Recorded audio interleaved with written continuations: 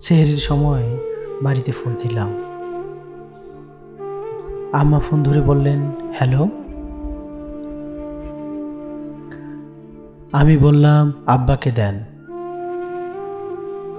আম্মা খানিক অবাক হলেন। সাধারণত বাড়িতে ফোন দিলে আম্মার সাথেই বেশি কথা হয়। আব্বা ফোনে কথা বলতে তেমন স্বাচ্ছন্দ্য বোধ করেন না। আম্মা আব্বাকে ফোন দিলেন। আব্বা ফোন ধরতেই আমি বললাম,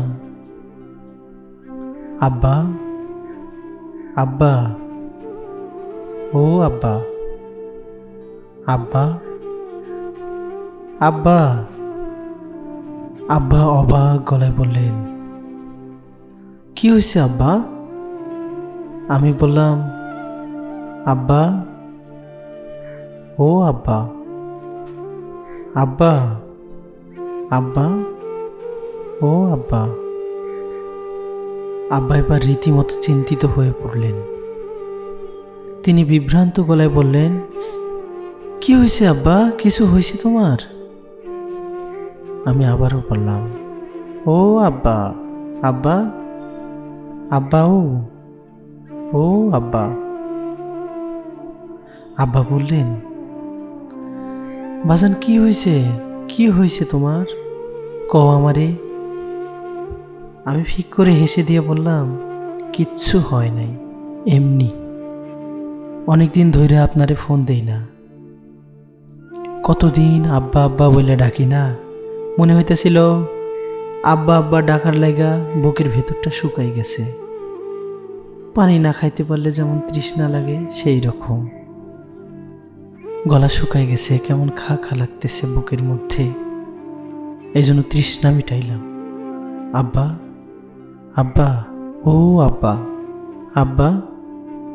আমি ফোন রেখে দিলাম। খানিক বাদে আম্মা ফোন দিয়ে গম্ভীর গলায় বললেন, তুই তোর আব্বারে কি কইছস? আমি বললাম, কেন, কি হয়েছে?